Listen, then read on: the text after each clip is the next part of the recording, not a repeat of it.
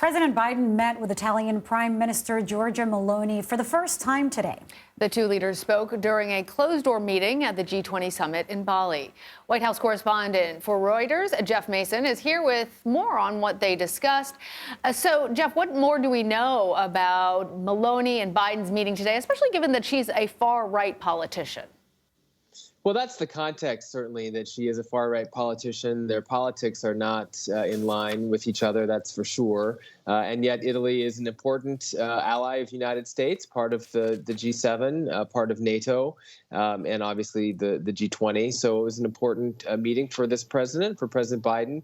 According to both sides, they had a discussion over things that you would normally expect there to be on the agenda at a meeting between two allies with a particular focus on funding for Ukraine and the war, the effort there to oppose Russia's war.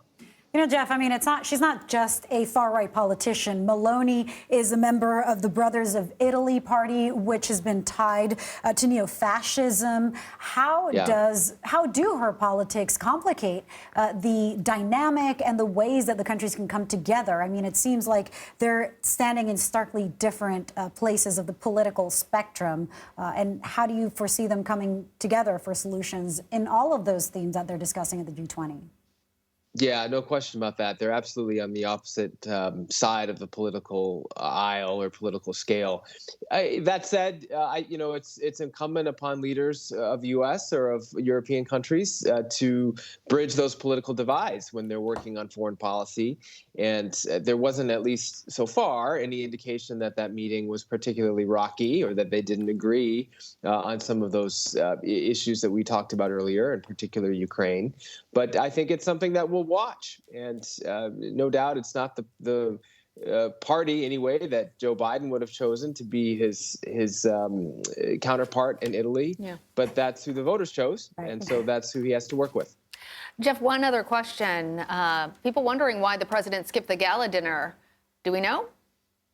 Well, it sounds like the White House has said that he had other things he needed to attend to, but then also downplayed that a little bit and said that there wasn't anything especially pressing.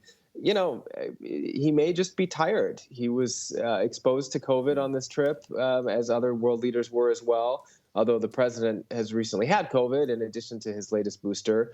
But it's a punishing schedule. These Asia trips in particular, the time frame or the time difference is big. They're not saying he's tired. That's just speculation on my part, but it may not be anything more than that. Look, it could be nothing to wear for all we know at this point. Who knows? Jeff Mason, thank you.